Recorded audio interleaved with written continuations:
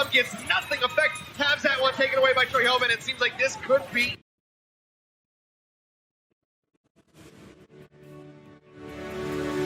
Hello and welcome to the Overwatch League recap, a talk show focusing on the Overwatch League. I am BlazzinBob, and today I am joined by a very special guest, original show host. I Play Games. How you doing, brother? Hey, what's up? It's good to be back, man. It's good to be here. This brings me back a lot of memories. And, I have not been keeping up as much with Overwatch League aside from, my dear Atlanta reign as much this season. But I don't know. I'm feeling that nostalgia. This feels good. Yeah. There's still a lot to talk about besides just the games. There's a lot of change going on in the Overwatch League, and We're gonna get into that. But first off, tell me what you've been up to. I play since leaving the show. Yeah, I still, playing a ton of Overwatch, still doing, strategy and Omnic Lab that's still going very strong.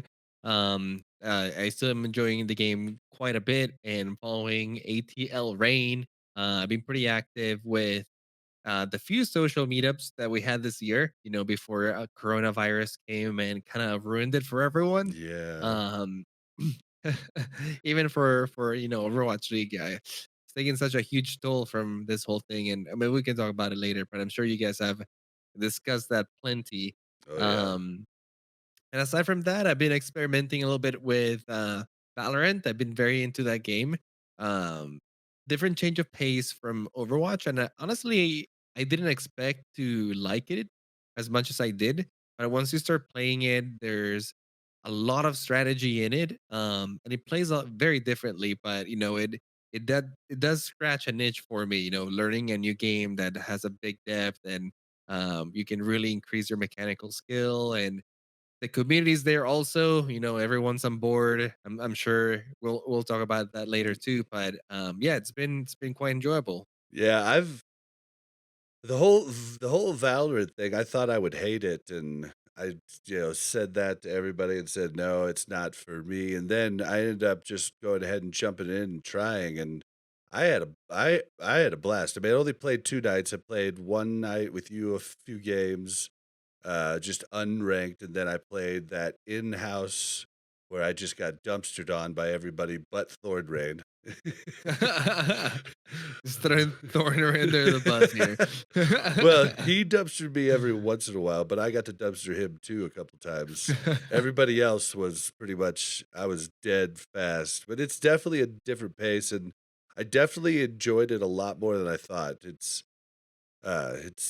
It wasn't like just jumping right into Counter Strike because it's a lot of abilities that I'm like, what is going on? What is that? What is can I walk on that? Can I not walk on that? Right, right. Yeah, there's a little bit of a learning curve. Kind of like with Overwatch, there's so many abilities that if you don't know what they do, you might be playing into them, right? Yep. You might be in the wrong position or not even be aware of the huge threat that they are to you. So you kind of just be walking in and then get punished real quick. I mean, you learn it pretty fast after, the ability kind of gets you a couple times and playing different heroes obviously helps with that. But I will say the game is so much more fun to play than to initially watch. I think that to watch the Definitely. game, you do it's kind of like a fine cheese. Like the first time you try it, you're like, I don't know about that. But like the more and more you can like try it out, you develop like a palate for it. And eventually, you start kind of like enjoying the nuances of it. I think the game is like that too. If you have never played the game and you watch it, honestly, it's sometimes can be slow paced. The graphics are I personally like the graphics, but for compared to other games, they're toned way down because they're prioritizing gameplay and sort of like having more access to people with low specs than like having a badass looking game. Although I still think it looks fine, but I think that yeah, if you're just watching it, it's not the same experience, I guess, playing it. Yeah, I guess it's very similar to Overwatch and something that's hard for me to understand when people say it's a hard esport to watch. It's probably because they just don't understand the game at the depth that I do. Therefore, yes, hard to watch. And I don't think this has as much, at least right now, Valorant doesn't have it even close to as much you need to learn to No. be competitive, but it definitely is a game. It's not just like you can jump in and just know you need to shoot at people that come around the corner, you know what I mean? Like, there's Right, definitely, right, right. abilities you need to know, and then there's a whole bunch of call outs that I need to learn, like long and short and heaven and all this other stuff that I was just like, "What are you guys saying right now? I'm just gonna follow I play and hide around the corner with a shotgun," which There are, and it makes you appreciate.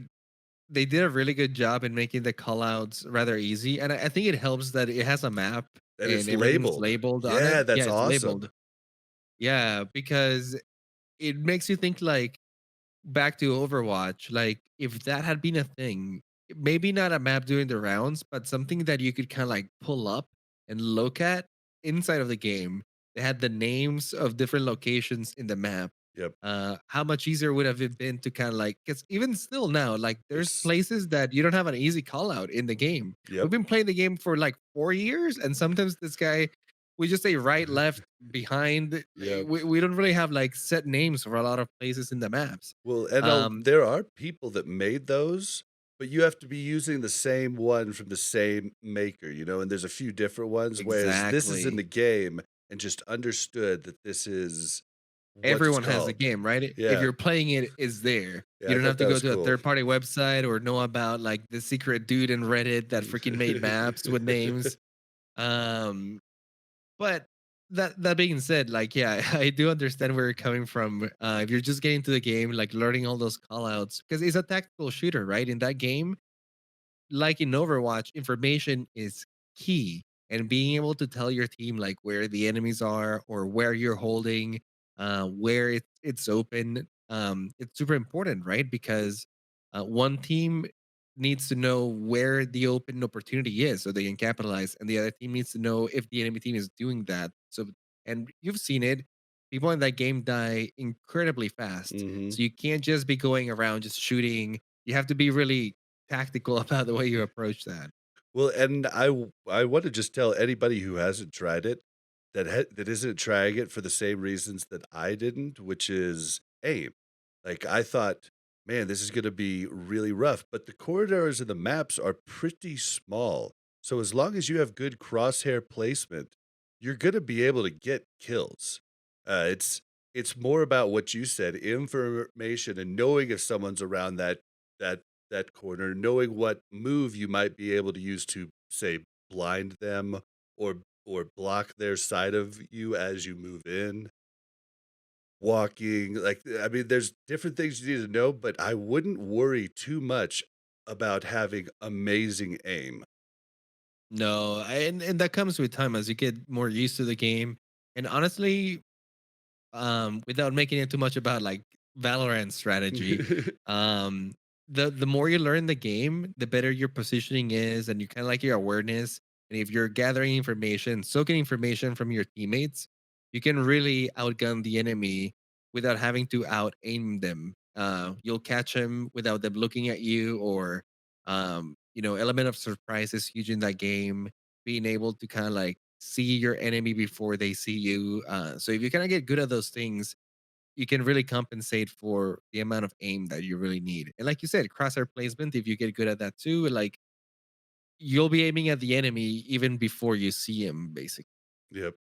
Well, and since we're talking about Valorant, why don't we just talk about one of the Overwatch League players who just retired and said he's going to pursue a career in Valorant. Corey from the Washington Justice decides to leave the Overwatch League and pursue a career in Valorant. Now he says he grew up wanting to be a CS:GO pro.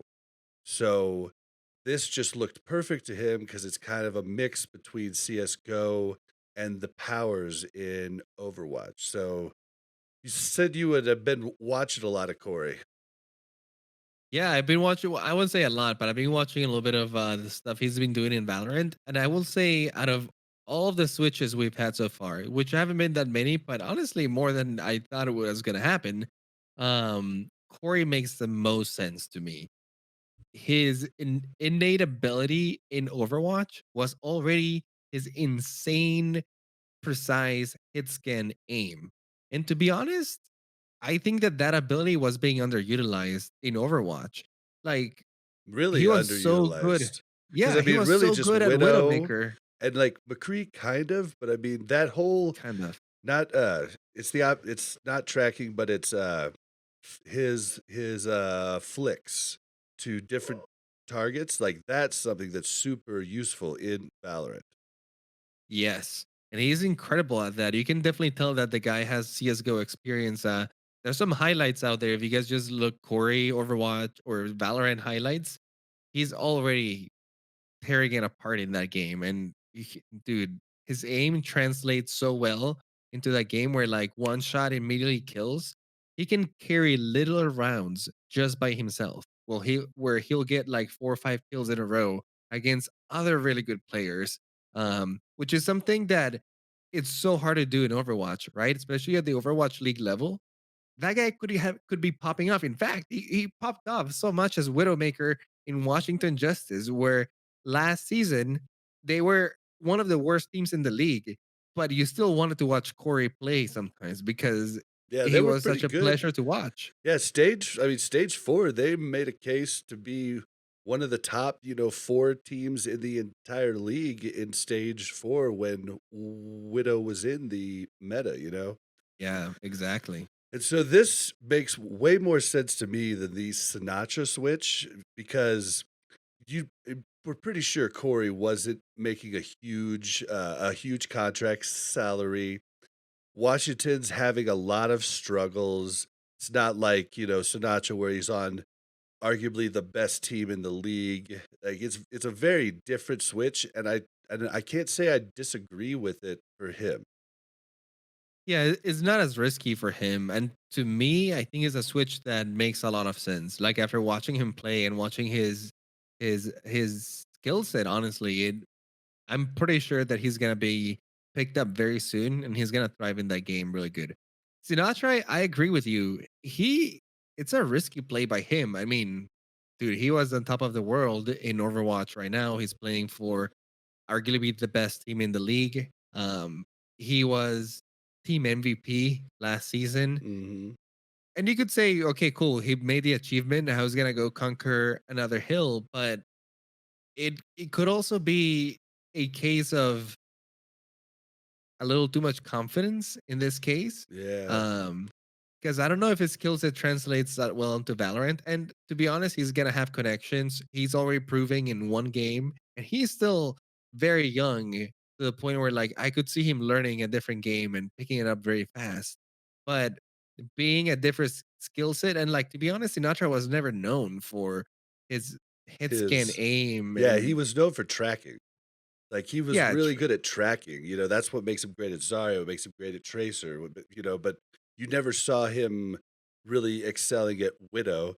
You never saw his McCree really ever looking all of that good. So, tracking's something you really don't need that much in Valorant from what I've seen. yeah, and to be honest, he might be able to develop those skills. Like I said, he's still very young and he's very determined, but It I just don't know. seems risky, yeah. It's a risky play for him, to be honest. Like if he doesn't quite achieve it there, then he's gonna be remembered as the guy who switched to Valorant and didn't make it, right? Rather than the star of Overwatch. Well, in the meantime, you could, see what Valorant looks like, see if it makes sense. Although I can see why he did it, right? He wants to get in the ground floor. If he is gonna take it seriously, he has to dedicate to it, so he can't be sharing it with Overwatch. But yeah, well, honestly, I am very curious to see how that pans out, right? How Me some of too. those quick switches like that turn out. Is it possible, or is it really that much difficult, right? I mean, it's pretty rare. There's definitely people in the Overwatch League that have come from other games, Boombox, Hmm. Gamsu. There are definitely people. Lots of them even coming from games that weren't even first person shooters. But the whole thing with Sinatra, it's like Sideshow said it best. Like I'm a kind of a concerned father looking in because You were right place, right time. I mean, he like he bombed out season 1, came in, was supposed to be this amazing tracer, looked horrible on San Francisco. I mean, they were bad. And then Goats comes in, he's an amazing Zarya. He looks really good all last season, but then the only thing I could think is that, he just I mean, he definitely wasn't even close to the best DPS on San Francisco, and he probably wasn't seeing himself getting a lot of playing time in the current metas, and so maybe he just wants to play, and if he's been smart with his money, the guy's gotta be sitting on around $1 million from what he's made from the start of Overwatch League to now with streaming, everything else. If his parents or financial people were smart, and he's set and he can take this chance and it's not a big deal, Right. do what makes you happy. Right, right. Financially, like you said, if he's being smart about it, I don't think that, he's struggling by any means. Which honestly, good for him. It does buy him the time that he needs to be able to try out and do other projects like, going pro in Valorant. So um I'm curious to see where he goes from there. I know that there are a lot of Overwatch guys that are trying it right now, and there's also games or people from all types of games coming into Valorant as well. But like you said, like it was interesting. The people who ended up being really good at Overwatch aren't necessarily the people who are coming from pure first person shooter backgrounds. In fact, a lot of those people kind of clashed with the game. Yeah, it came from Um, MOBAs, came from Team Minecraft. Team Fortress, like games that were already like had that precedence of team play and huge abilities that you needed to combo and use together, right? Mhm. With Valorant, it's the opposite. It's really, really putting an emphasis on your gunplay, on your quick flicks, on aiming at the head every single time. And this is with every single hero. There's no hero in that game that doesn't rely on their gun as their primary source of damage and kills. The abilities really are secondary. There's some heroes that do have some powerful abilities that can get you kills sometimes. But I guarantee you, all of them, 90% of the kills you're getting from your gun, Yep. which attracts a different type of people and different type of skill sets. So I wonder how translatable is it between Overwatch and that game. I think people like Corey, which already had an over or a CS:GO background, and that was their strength. Really good for that transition, right? Yeah, and then also besides Corey, Stratus, his good friend on the team, retired too. And Stratus did an interview after his game this weekend, and it really put it into perspective for me why he quit. He was getting burned out last year, and he got energized by the home game, the Atlanta home game. And he was just like, "Oh, this is awesome. I've gotta stay. We're gonna have a ton of home stands next year as Washington."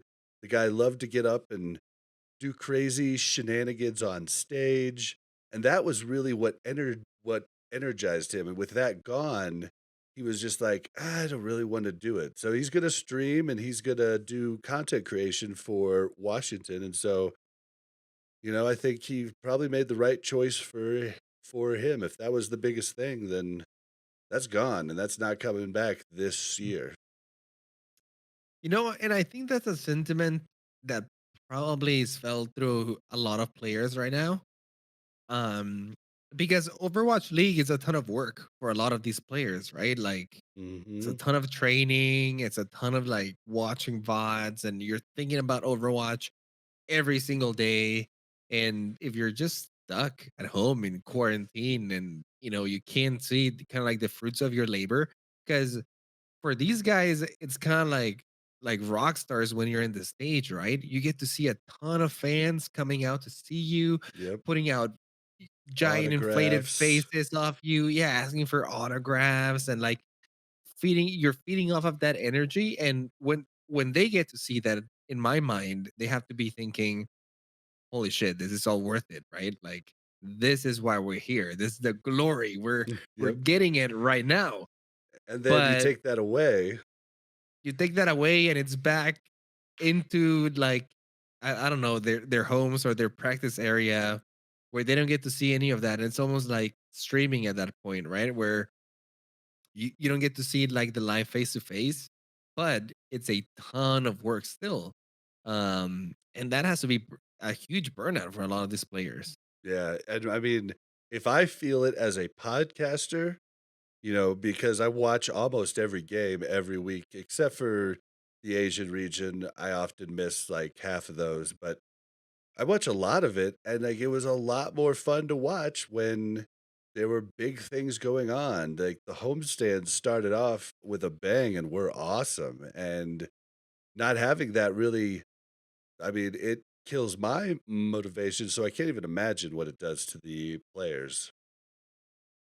And they have to be feeling that kind of like energy being toned down, right? Because even from their fans' perspective, I can feel it myself here in Atlanta, where the scene was super active in doing watch parties and doing events that revolved around Atlanta Rain that the Atlanta Rain would get to see all the time. Like we were in constant communication with them, we were tweeting at them.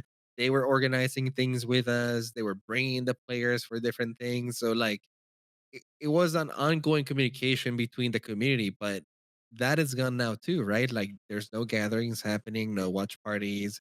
Um, and I still, talk to that group of friends and group of people that are like attending the watch parties. We sometimes game online through Discord. We have like or their own server and everything, but it's not the same, right? Like Definitely not the same. there's a there's a loss of connection and everything sort of takes like a backseat at that moment.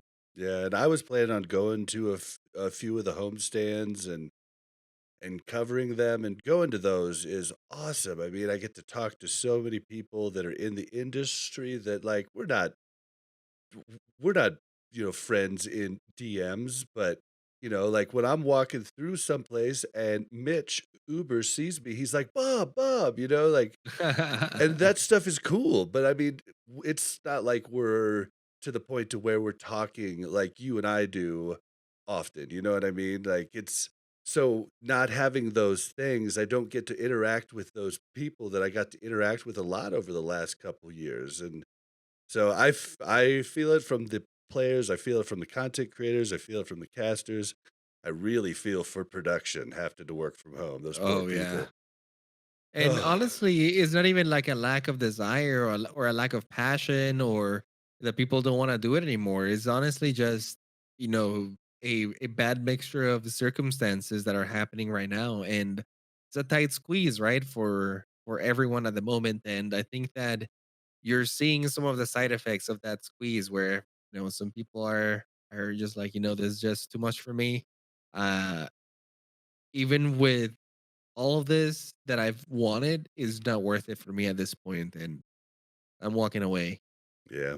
And so a couple other people walked away, not as big a names, but Gray retires from the Overwatch League from Paris. E- Eternal. Boston loses Brucein off tank, and they signed Punk. So there'll be someone new to see. But the big one though, and I don't know if you've heard a lot about this, is the I have. It Vancouver was I mean, Titans. how could I have not? We talked about the just a little bit of the rumors last week, but we had nothing set in stone. But they literally dropped. Talking about a tight squeeze, dude. Yeah, the best thing. It made me feel bad for Fisher because it literally said the team parts ways with everybody mutually, and then lets Fisher go. Like they literally Oh, at the very end said, "And team drops Fisher."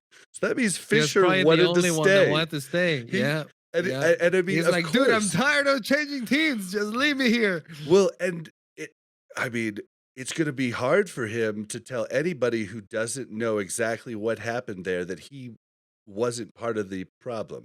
Lots of people know, but they'll still be like, "I don't know, dude. You might be a cancer to the teams." And Dude, I he's think he been just let wanted to go of play. so many teams that like, yeah, this is not looking good for him. Yeah, and I feel like though the way they performed this last week with their new roster, they should have kept Fisher in and let Fisher lead that team because everybody makes these bold statements like there's a few teams in contenders that could take the bottom 6 teams in the Overwatch League. Well, I'm sorry, like Vancouver got to take on who'd they take on? They got to take on Mayhem. I think it was Mayhem and Washington, wasn't it? I think it was oh no. You know what? That's what's going on.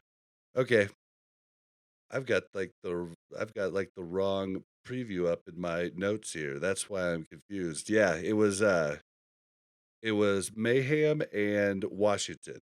And Washington gave them a map, but Mayhem made them just look dumb. And I just always hated the people that would say, "Oh, these contenders teams are so good." Like the only contenders team that was like that was Runaway, and people tried to recruit people off of Runaway, but they said, "No, we're all going, or none of us are going." So that's why Runaway was so good and stayed good because their really good players didn't get picked up because they refused to sign. So it was kinda interesting. I don't know. I feel like they should have kept Fisher just for his experience in the league, and he's just a commanding he would have got to lead the team. Yeah, I mean, it's crazy that that happened, but I agree with you. If there were contender teams that could take a bunch of Overwatch League teams for granted, you would they would get picked up on the spot. Like Yeah, I no mean, question about it. at least half of their team would get picked up, you know, the big people, like and so even if there was a team like that shortly, it wouldn't be for long. I mean, it's just that kind of statement is just kind of like throwing all the coaches and scouts in the Overwatch League under the bus saying they don't know what they're doing, you know what I mean? Yeah. Now, are there diamonds in the rough out there? Would be amazing in Overwatch League. Yeah, Yeah, definitely. absolutely. But yeah, I think for the most part, we have the best talent playing in Overwatch League right now. And hey, there's some vacancies right now, right? People are leaving. Entire rosters are being dropped. Mhm. So if honestly you had the chops for it and you'll be waiting in line, it's kind of like the opportunities are opening up. Yeah, and I mean, the Vancouver Titans that left, I mean, could still get signed to other teams, and that could really, bolster if the Chinese teams jump on that, that could bolster their Now, rosters. will they do the same and be like, no, we're a package deal? I don't know if they would do that now, maybe, but give me But one team so aside well, I guess maybe Washington Boston. I mean, Boston could probably do a fire sale and just get rid of their whole team and be like, "Come on over, Vancouver." that would be hilarious and so shitty. Um, that being said, though, like if you're those players, what else do you do right now? Because Overwatch has been your life for 4 years. The value you hold as a player is in Overwatch, right? Mhm. Um, it's not like there's Overwatch or not Overwatch, but video game like esport jobs just raining from the sky. Um, And it's not like new teams are gonna be added in anytime soon, you know, and you don't expansion want to go teams. back. You don't want to go back to contenders. You had a cushy job with a salary doing exactly the same thing. You don't want to go do that same grind for no For pay. yeah, and I mean, you were one of the best teams in the league last year. Like, I mean, the 2nd best team according to the the grand finals, but you could make cases that if Goats would have stayed, they would have come out on top maybe. Now, what about Korea? Could Korea, Seoul, So, be looking into them? Because what was the reason they left? They didn't want to go back. they didn't wanna do supposedly Toronto uh, or not Toronto, Vancouver, that organization wants their players there, front and center, meet and greets, like living in their town. I guess they do that with their sports franchises too, and Right. they didn't wanna Which do that. for their business makes sense, but honestly, they're dealing with a different culture. Two, they're dealing with a global pandemic, and you've seen the news from South Korea. Like they're taking that shit very seriously over there. Mhm. Um, and they already know living in a different country is mega hard, and you're asking them to go abandon all of that and their families to go do meet and greets in freaking Canada. Like, yeah, Yeah. these guys banded together and we're like, no, we're not doing that. Well, I think most of London's in Korea right now too, so, I mean, London could pick up a couple players, Seoul could definitely pick up a couple players, I mean, could really bolster some rosters there, and if they were willing to go over to China, the Chinese teams could really use some help besides, Shanghai. So, I mean, it could Yeah, be it's gonna be interesting.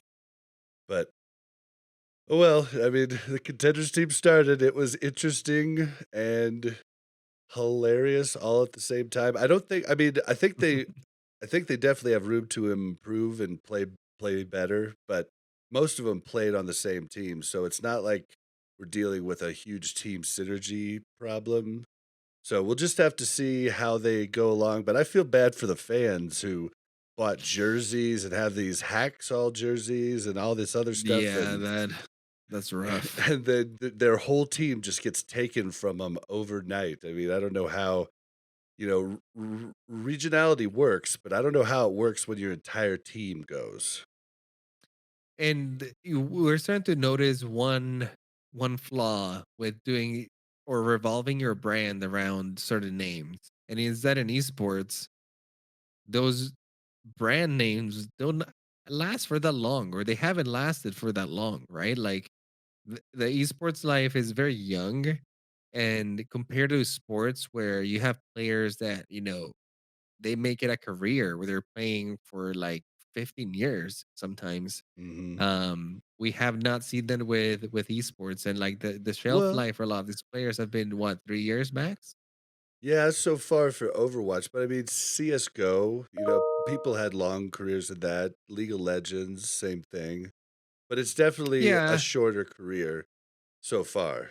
but we're talking about the top of the top playing for a signed team, right? Mhm. And a lot of them don't even stay with the same team for a long time, right? So even if you're kind of like, yeah, cheering for them, well, I guess that part is fine. You can follow. Yeah, a lot of people follow the players, but um, yeah, it's just interesting because that investment into the brand has been harder tied into the players. Like the Fran, for example, the identity of Atlanta almost pretty much got tied to the Fran to the point where you still see the Fran jerseys, Well, and even though he's still part of the org as a streamer for him. as a streamer, yeah. Even though Yeah. he's more of a Valorant streamer now. Yeah, but it's it's it's smart when teams keep people like that on. Like, would have been awesome for Yeah. the fuel if they could have kept XQC as a, fuel partner. Like, it would have been good for the brand overall, but who could have saw that when XQC was imploding? We didn't know that it would explode his career, but I don't know. Think I think it's interesting, and we'll just have to see how it goes Yeah. as it goes going forward. But the Overwatch League did address a little bit of their YouTube problems. They they talked about how viewership is down, and they talked about how it's harder to discover on YouTube. They also talked about token drops and how those aren't working with YouTube yet. They work with other uh like with the other ways to watch the broadcast, but not with YouTube. Also, I've been watching more YouTube streaming, not just the Overwatch League. And YouTube's got a weird problem where the stream just starts to degrade and does this weird thing where it shoots back 3 seconds and you hear the same thing repeated over. Like, and then if you leave it up for an hour or 2, all of a sudden, things are starting to get laggy. It definitely hasn't been as good as Twitch, and I wasn't expecting that, to be honest, because YouTube video is awesome. Yeah, I think that you can clearly see the strengths of both platforms there. Like Twitch really has the live interaction and the live content and broadcast down. Hands down, the Emotes and best everything platform else. for that. Yeah, and they have the infrastructure, they have like the tools that you need to be able to put the things in place. Like honestly, Overwatch League was set in what they have with Twitch going on, all the drops that they were doing and the promotions. It was super interactive. um, you can really tell that YouTube has not focused on that part at all. But you have other strengths with YouTube, right? Like the VOD storage and be able to access content and being able to pause live and be able to like go back and rewatch like right then and there as you're watching the video.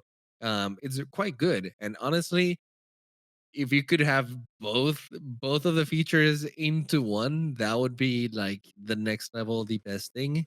But I'm wondering if this is causing maybe YouTube to put a little bit more attention into that and seeing the potential of like, hey, we do have a crowd, we do have a market, we have um publishers wanting to do this on our platform, but we just don't have the tools.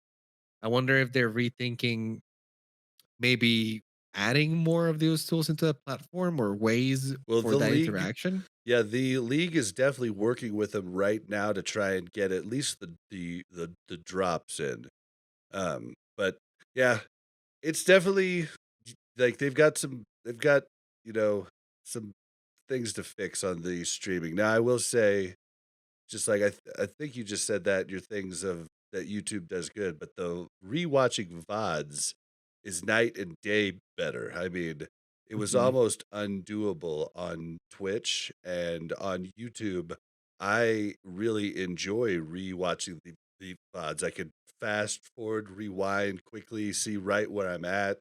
Whereas with Twitch, watching it in the viewer was horrible, but then just even finding the VOD was almost impossible.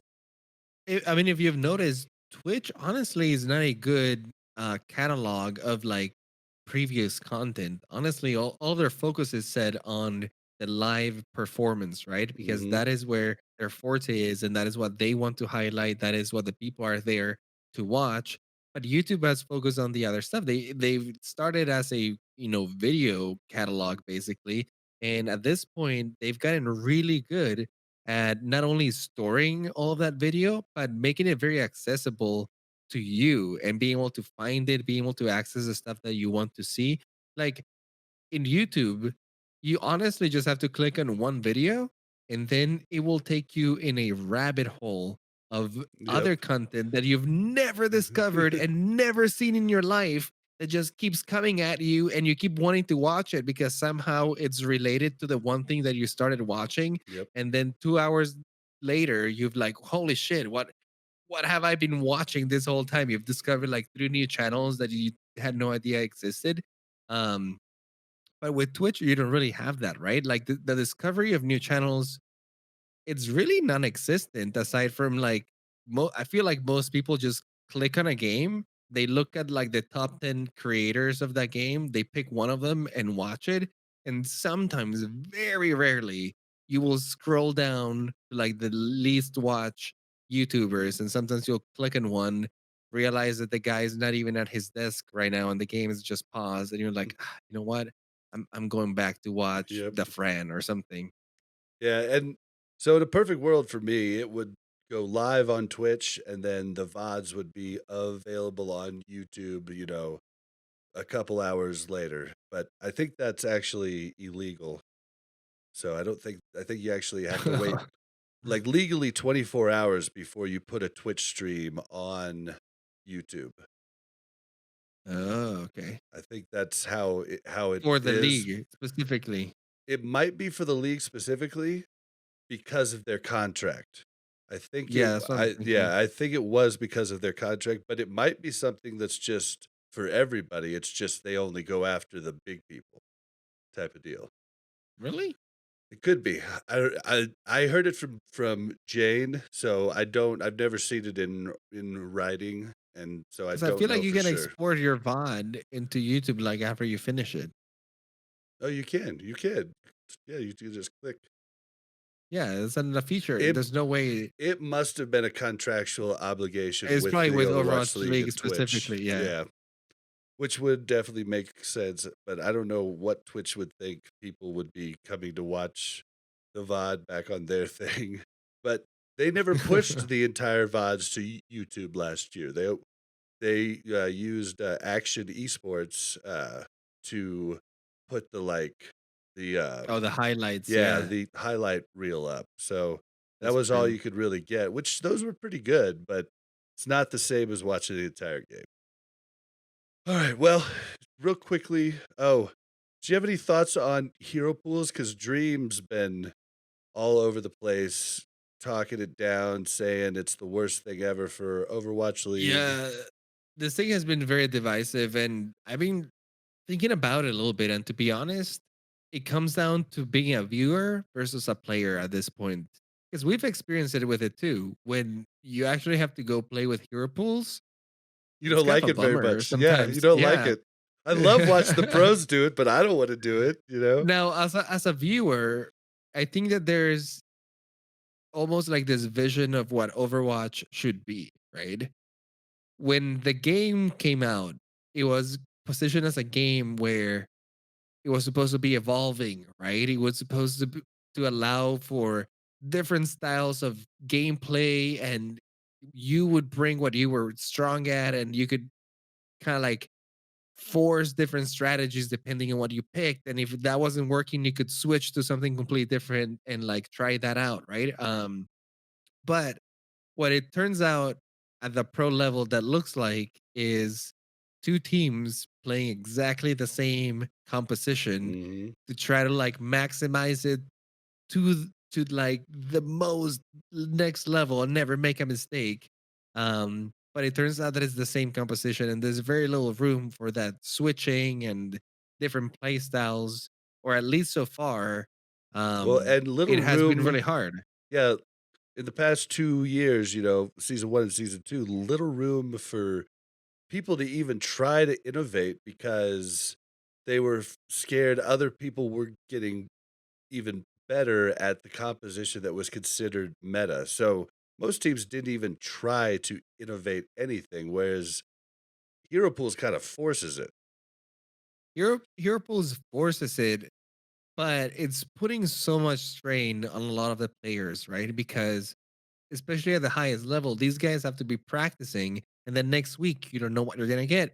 Suddenly, it's a completely different thing, and I've noticed that a lot of the way that these teams like learning off of each other is by watching each other's gameplay, right? And then you get Yep. to know their Or styles, scrimming what them. yeah, what they're trying to do, what their strategies are, and then you can kind of like work around those and play around those strategies. But with hero pools, that's out the window. You can't really watch the scrim of last week because they're not going to be playing that at all, right? It's going to be a completely different thing. And some heroes do kind of like stay in the same meta, but the strategies are never going to be the same. Um, or at least they're going to be changing wildly. You can never prepare for them. So it's putting a ton of strain on the coaches. It's putting a lot of strain on the players. Um, and yeah, at this point, it almost seems like it's it's there to enforce a vision of what Overwatch should be, but is not currently. Does that make sense? Yeah. And I think early on, they wanted people to be switching and countering, but then early on, like you could get your ultimate a lot quicker, right? And then they made it because they're like ultimates win the game, press Q to win was the big meme, going on early days of Overwatch. And so they made it longer to get your ultimate. So then it makes it less appealing to swap because you've worked on this ultimate and ultimates win.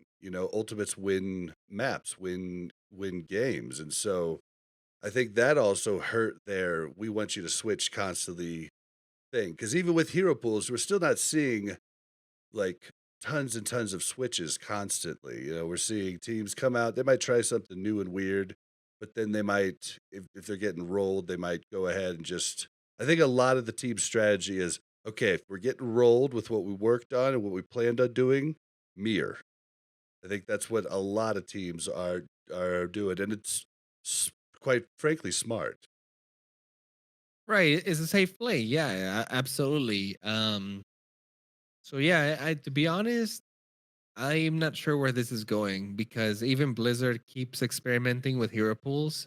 At first they added it for everyone, then only for Grandmaster and above. And now they're going for Masters and above, and it seems like it's causing a fissure in the community. Right? It's I don't know if it's working for the best. It's definitely good for the spectator, for the player experience. Mixed results. Yeah, they're doing a lot of weird stuff. I mean, did you watch the developer update last night? I did, yeah, I did. And now there's going to be two different competitive modes. It's fascinating to me that in Korea, the no limits, the no 222 is as Yeah, popular the as the other second one. most popular game. But over here is like the second least Yeah, popular it's not mode. even as popular as Mystery Heroes in North America. To me, it's It's fascinating. fascinating. Yep. That is just a cultural difference straight up right there. And I almost wonder if it's because over here the individual itself is kind of like, and I'm getting a little philosophical here, but like follow me for just a second. Over here, we praise individualism a little bit more, right? Like you rising up above the rest and sort of like doing your thing, right? But Mhm. over there, it's all about you know community and all of them kind of like working together. There's not like none of them should be kind of like Yeah, hive mentality. yeah, it's a more of a hive mentality. A lot of Asian countries kind of like have more of like that, like the country first, citizens kind of second kind of thing. Does that make sense? Yeah, yeah, And yeah, it it, makes a and, lot of it, and sense. for collaborative games, I think that it's easier for them. And over here, I think that games like CS:GO, where the individual can just kill everybody when they're around by itself, like thrive, right? I don't know. It's interesting to me that over here we need some sort of rules established, 222, or everyone's just gonna do whatever they want. Over there is like, we don't need 222. We can just talk it out. We'll just figure something out over here, come up with a composition. We're good. Oh man, yeah, it's Mel isn't here. I totally forgot to change our slides. We have we have we have visual aids now. Whoops. Oh, but yeah, so yeah, I think the hero pools has been good for the league. I really do. I didn't personally like it for the game itself, but people like Deathblow really did like it. Uh, I it's but I'm kind of like what you said. It's great to watch. Don't know how good it is to play. So yeah, well, we'll just have to see where they go with it. I think eventually it'll be a ban type of system if they ever like figure out a way to do that.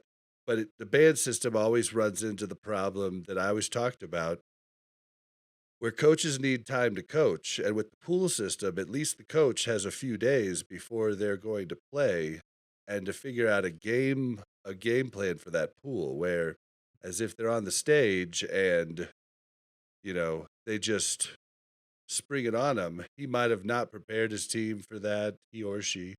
And so that's where I see the problem with bans. But I guess you could just have your team ready for whatever gets banned, but then you might want to play different personnel if stuff gets banned. And that's why we're seeing a lot of different players get to play now because, different people are out. Like if Reinhardt was in the mix every week, Ben Best would be the main tank playing every time for Paris. But because sometimes Reinhardt gets banned, we get to see a different main tank. And so I think that part's kind of neat and would really hurt bans, because then you'd never play a player like Ben Best, because you know they're going to ban Reinhardt, and then you know you're going to lose.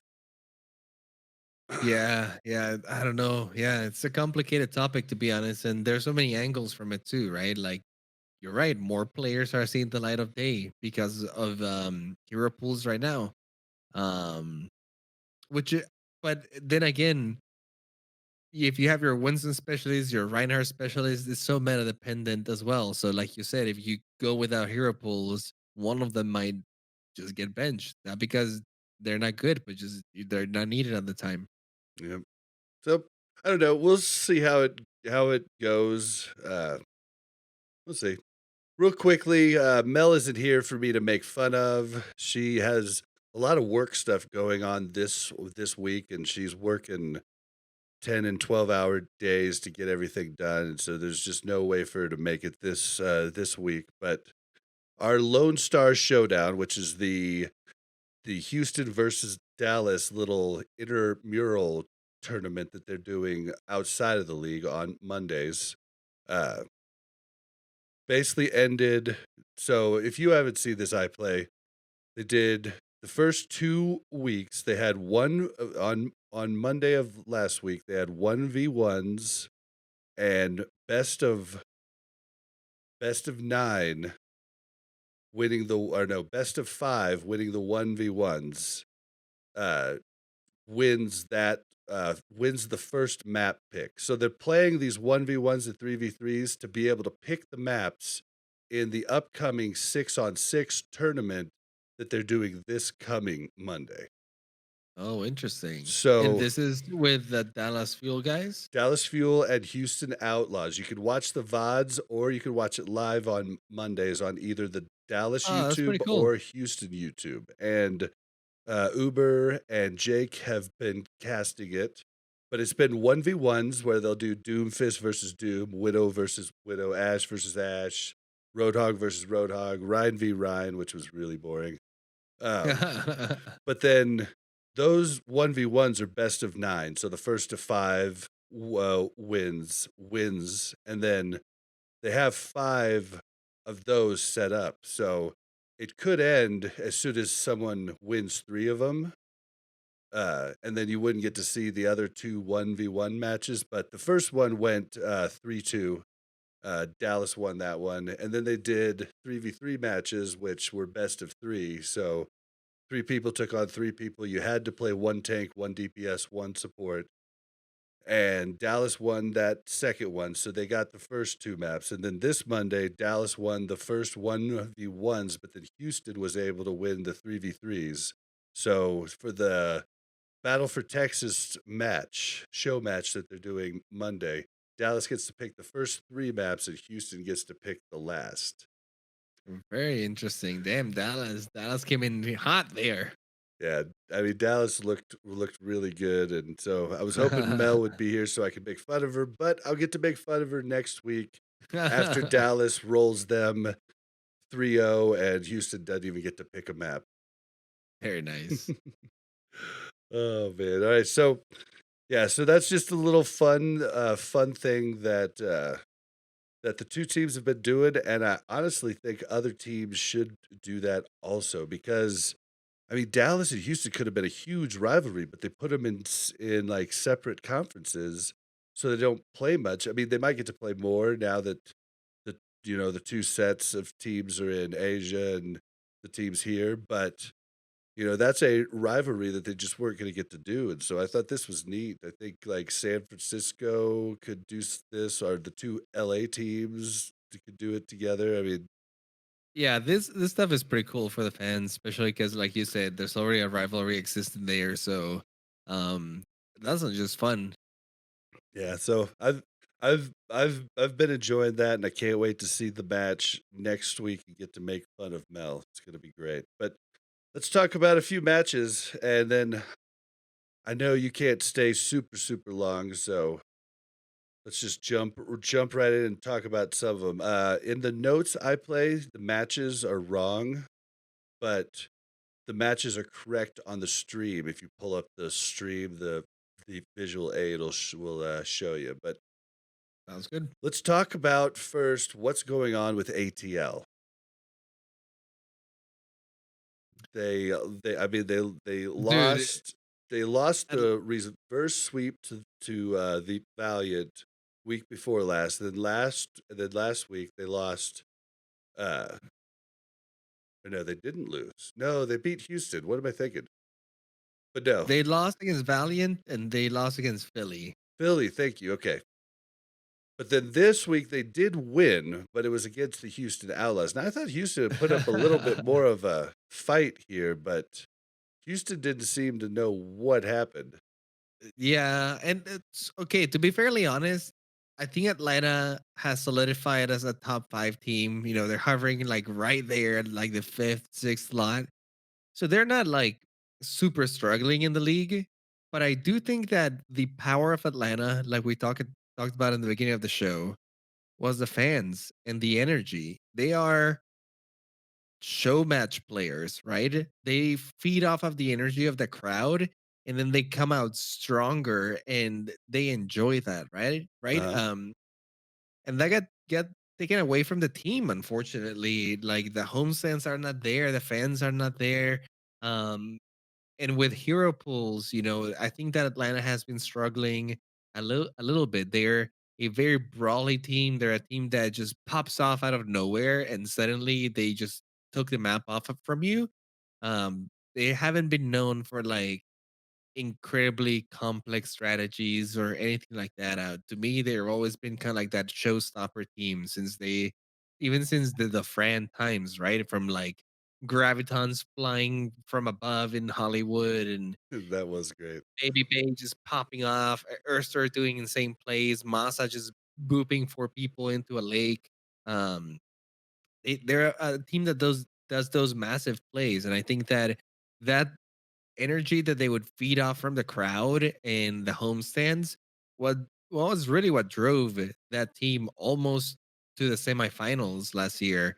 Um, and this year, I think I mean, they still have a lot of talent. They're still doing good, but unfortunately, to beat those top teams and sometimes even like the mid tier teams, they're lacking the energy from the fans, man.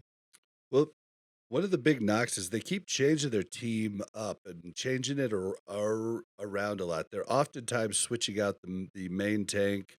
They're oftentimes leaving for their losses, leaving Baby Bay on the bench. And I've been arguing Baby Bay is the best DPS on their team. But also that I would say Erster's the second best, if not the best. But like I'd say those two are your best DPS. Hmm. But Edison keeps coming in, and sometimes it's Edison and Baby Bay, and sometimes it's Edison and Erster, and sometimes it's Erster and Baby Bay, and I don't understand why they're switching it up so much. They're definitely having a struggle balancing their roster, right? Especially with hero pools. I don't think that it's clear to them, or honestly, it's not even clear to me what they should be doing at this moment because the meta is changing so soon, and they all have different strengths. And it honestly might be at a point right now where because they don't have the knowledge, they can't really plan out for these teams. It's becoming a let's try out different things and see how it goes. And unfortunately, it hasn't worked out for them that well. Yeah, well, they looked pretty good against the Outlaws. I was definitely after the Outlaws uh took Dallas to 5. I was figuring that they would do pretty good, and like still, I don't know. It's just really really weird. But oh well. Do you have anything else to add for that one? I'm just hoping that we normalize soon and that we can get some home sends going again because the second we do, I know we're gonna pop off. Yeah, yeah. I think that'd probably help.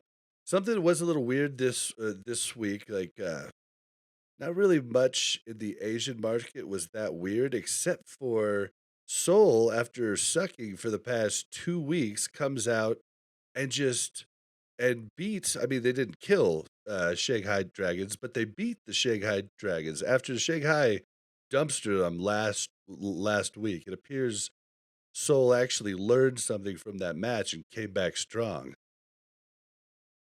And that's the other thing that it's really hard right now. It's really hard to gauge team's real power level when you see something like that, right? When a team is so dominant one week and then the next week is the other way around, it really shows how much of an impact some of these hero pools are having on the teams and the gameplay, Yep. because it's really hard to know honestly who's the top dog. Right now it's who can stay afloat the best, right? Who can kind of like adapt as much as they can, but it's hard to tell who really is at the top of their game because you have a lot of fluctuations from one week to the next. Well, and the week prior when Seoul got destroyed, Echo was huge in the pool, but everybody speculates and believes that the reason Echo was so good was because of the armor packs from Brigitte. So this week, Brigitte's out of the pool, and so Echo didn't seem to get much play at all, and Soul looked horrible on Echo. So that could be a thing there. But I guess we can't count Soul out yet. But man, Soul is just weird. They're just a weird team, and we've seen They them do are. this before, where they come out, they beat a really good team, and we're like, oh, okay, Soul's finally here, and then they go back to doing weird stuff and not doing good. So I wouldn't I wouldn't necessarily say Soul's back, but they definitely beat the for sure best team in that eastern region. Oh, and then Dallas Fuel comes out and plays Philadelphia. Now, I had thought Dallas had a good chance of winning, and I still think they did have a good chance of winning. They came out the first 2 matches doing some weird stuff. They were doing, like, Ball and Soldier 76 and just some weird stuff, and then Philly comes out Sombra Tracer and just destroys Ball. I mean, and Dallas kinda stuck with it. They tried it on the first control map, and then they gave up, in the middle somewhere and just mirrored the dive Samba Tracer, and then they, came real close to actually winning that map, but then on, uh they come out on defense as Ball on, what's the Winston level? The Full Horizon Lyrically? No, full payload. It's the one that's on planet Earth below the lunar colony. Watchpoint. Oh, Yeah, Gibraltar? yeah. They come out on defense on Ball and on Soldier 76, and they know that Philly was playing Samba just the map before, probably gonna do it again, or at least in like, they're at their spawn, they could switch to Samba super easy if they see Ball. And then they keep on Ball all the way through 2 points, just getting rolled. I mean, Philly, I think, got the second fastest time ever getting 3 points or getting 2 points. And then they switch to the mirror, and they hold them there, and they actually end up winning that map. But then they just kept doing weird stuff, and I feel like if they had started out, kinda going with the flow, they might have had a better chance. And so, I don't know. I like that they tried something different, but as soon as you see Sombra and your Ball, like, you gotta swap. Yeah, it's a red flag, my friend. Oh, man. But it was really cool to watch, though, because it was basically for the entire rest of the match, it was just dive. Like, dive, Sombra, Tracer, back and forth. I think the Tracers were Carpe versus DK. I think that matchup was like, I mean, they were like right at each other's throats, like both having really good days. I think Doa definitely outplayed who they have playing. They had, oh, what's his name playing the Sombra. I can't remember who it was, but um Doa definitely outplayed on Sombra. but man, Philly's support line just outplayed Dallas. Like, I mean, that was the main difference. But with the way uh Hisu, yeah, it was something like that. Hisu, Isu on the Sombra. but but Yeah, no, that's amazing, dude. I mean, I agree, but Dallas always seems to do that. Like they have such strong plays, especially in the beginning. They give you a lot of hope for the map, and then I feel like they kind of like started kind of like falling off towards the end, and eventually let go. well, at this point, like I'm confident saying Dallas is the top 7 or 8 team in the league. And I'm semi confident saying they're the top 5 or 6 team in the league. Taking it hard matches to Philly, hard matches to both San Francisco twice. I mean, both like all 3 of these games were winnable, and then winning all of their other matches as of late. So Dallas definitely is a force to be reckoned with, and you put Funny Astro and Alarm on Dallas instead of Philly, and I think Dallas looks better than Philadelphia. Oh man, funny Astro. He is still one of the biggest regrets that we lost him on Atlanta Rain before he had a chance to shine. I was so excited for him joining the league and he was gonna be on freaking Atlanta Rain. And we just let him go just like that. It's To nutty be fair, because we do have a badass Lucio with Massa, but to me, Funny Astro is on a different level. Like that kid is gonna get more and more confidence the more that he's there, and he's gonna surpass every Lucio in the league because that's the only thing that he needs. He's still, I think, when I met him, and this might be different now, but when I met him, he still saw the other players, the ones that had been there before him, as above him, right? As like the guys that he was learning from. And to be fair, he probably did have a lot to learn from those players, but his gameplay is so unique and nobody's playing the Lucio the way that he plays Lucio. It's so amazing. now I'm speculating here, but I think he's just that type of guy. I think he's just a humble individual.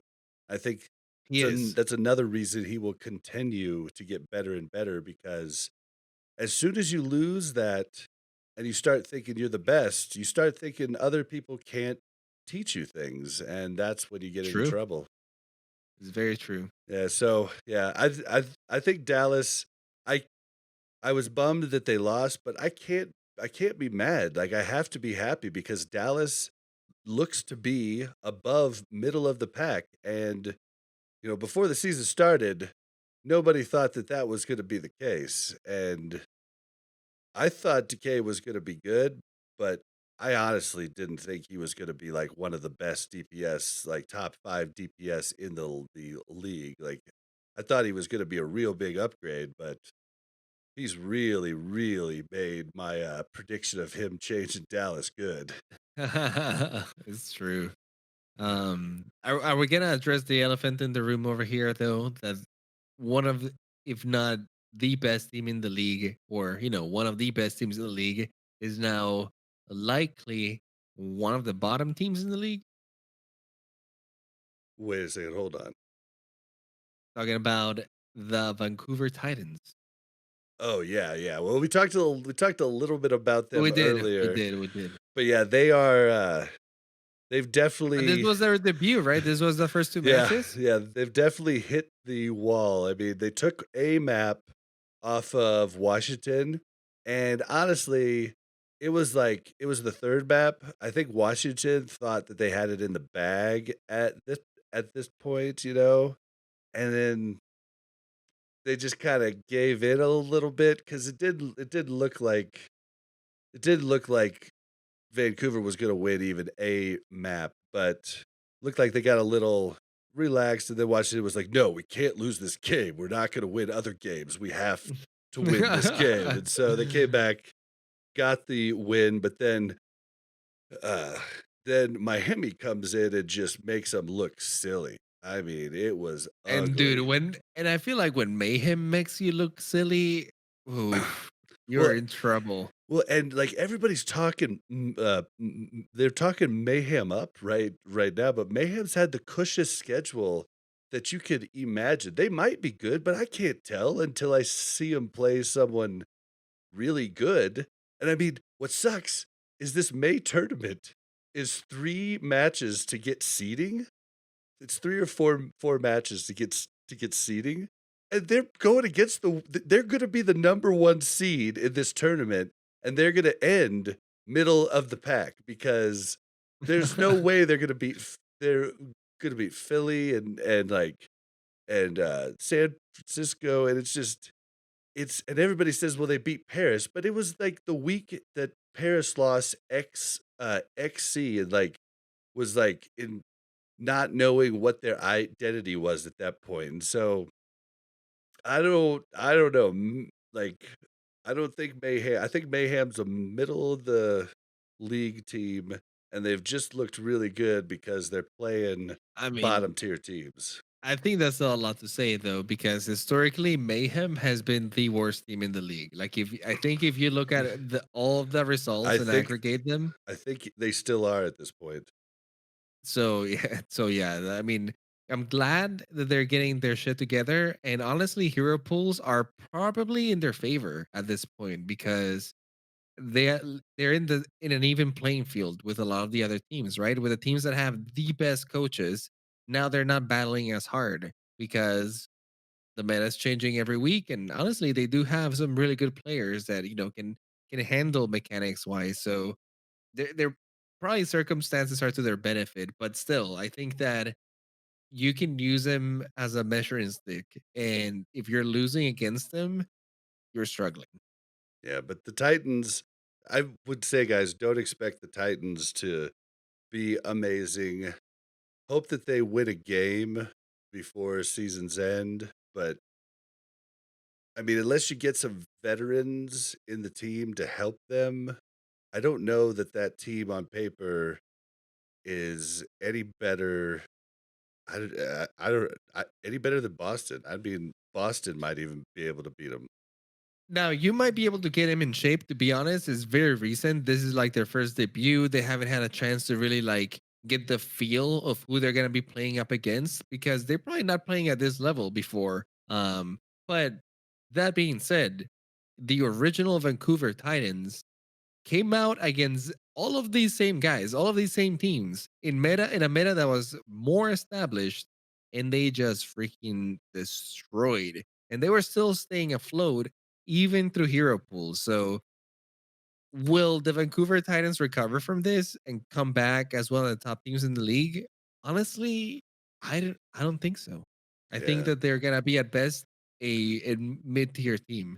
yeah, and I think you can definitely work on it as it goes on, but ugh, it's welcome to the Overwatch League because Yeah, yeah. you guys just stop listening to the silly things where people say contenders teams can beat the lowest teams in AL because it's just if that was the case, most likely their best players would get picked up by actual Overwatch League teams.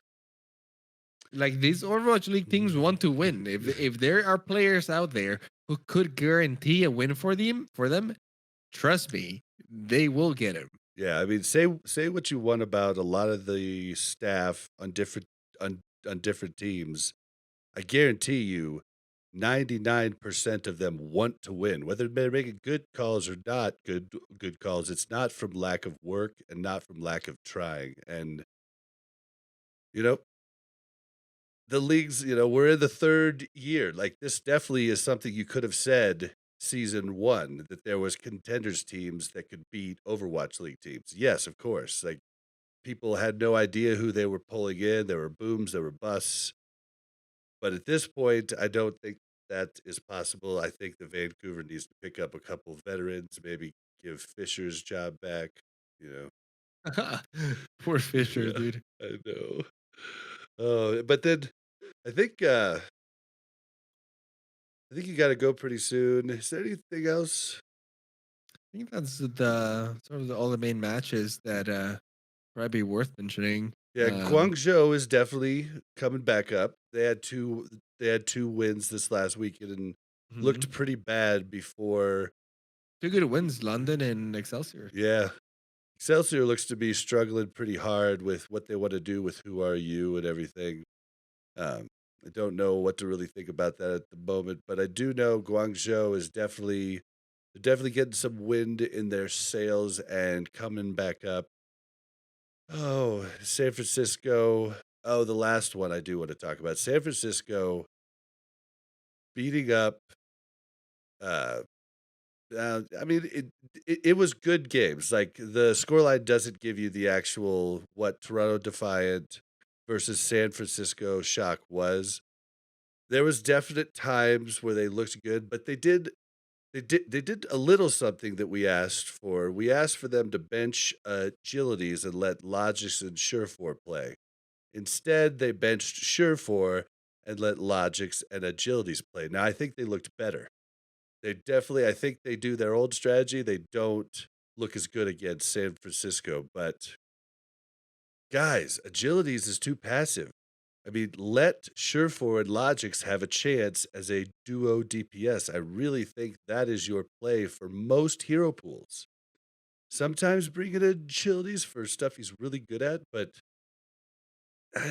I think he's just too passive, and I don't think he's working with the roster like Logix and Surefour could. So that's all I really had to Mm. say about that. There was some really close matches. Get it out there. Get it out there, man. Yeah, but I will say with Kings Row and the map rotation this week and no Reinhardt, that was some weird stuff to watch. That is Yeah, no Kings Row without Reinhardt is weird. yeah, that's something I'll leave you guys with. But we don't have a ton of time this week. I know the show's been weird. Sometimes it's like an hour, sometimes it's 2 hours, but I play was nice enough to come on and sub in for Mel, and we can't stay too long, so we want to talk about more, but we'll talk about more next week. So I'm going to start closing the show out. If you want to contact us, you can do so on Twitter at OwlRecap or send an email to contact@owlrecap.com. If you want to watch us live, it's usually Monday nights on twitch.tv/OwlRecap. Follow us on Twitter to know when we go live. We usually have a guest each week. We don't know when they're going to be able to do it, and it's impossible to try to get guests and always keep the same time. So I apologize for that. But follow us on Twitter and we'll put it out. Or you could join our Discord server. And if you sign up for the role, you can get notified on Discord every time we go live. And that's discord.me/OmnicLab. Oh, is there so there's a lot of big changes with game night. I've been trying to do my best to keep it up, but aren't we having mid-month game nights now? There's an unofficial movement from the community to sort of do mid-month game nights, and we're encouraging it. People who want to come and participate in it, they're totally welcomed. They're usually run by the community, so we, the hosts, are generally not there. If we can make it and we have free time, of course, we want to play with you guys. But like normal, game nights are happening at the end of the month. Every Friday at the end of the month, that's the official game night where you can find all of the hosts playing there and hanging out. But especially with quarantine and everything, I think demand for having this virtual meetups has increased. So yeah, we're happy to host a mid-month as well.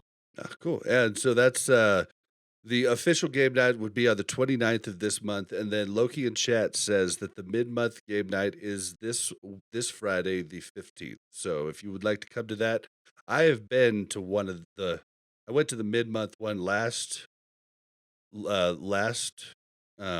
month, but then totally forgot it was Friday on the main game night and just missed it completely. I was Hey, watching but some show on at least you got a Netflix. game night. Yeah, So I yeah. think it's the mid-month ones. They might be onto something. Yeah, so sometimes, I mean, I can't ever guarantee that I'm gonna be there, but I do try to be there, and I do love it. I have a good time every time I go. So It's a very good time. yeah, definitely come to that.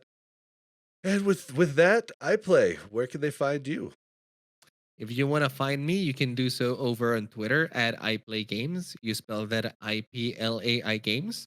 And if you want to watch me into my ventures into Valorant and some miscellaneous games, you can check me out on Twitch. You can find me on twitch.tv/iPlayGamesTV. Well, and aren't you and Deathblow and Blevins and Thrill doing something cool, like some sort of collab thing? Yeah, we've been trying to stream together since all of them are wanting to get into streaming as well, and I've been trying to be a little bit more consistent every week with at least putting a few hours out there of gameplay. Um, we want to start at least on Saturdays, always doing a big session where we all play a game. We've been playing Valorant, but we might do other games as well. Thrill has been super into VR. We don't have VR, so with VR streams coming soon, maybe, but not yet. Um, but yeah, we just want to make it kind of like a nice hangout where we're all streaming. And if you guys want to participate in that, you can watch any of our streams. We also have a multi-stream going on, so you can check that out. We just want to, make it a good time and have a record of it. Yeah, and so if you are interested in that, follow iPlay on Twitter, and I'm sure he will tweet out when they're going live and all the different addresses and stuff. And with that, I am BlazzinBob. You can find me on Twitter at BLAZZIN_BOB. Thank you guys for coming. Sorry for the weird night, but it was just a weird week, and you know, sorry. If it was gonna be yesterday, it would have just been me. You don't want that. Hey, no, no, I'm glad to come over, and it's good to see you. It brings me good memories.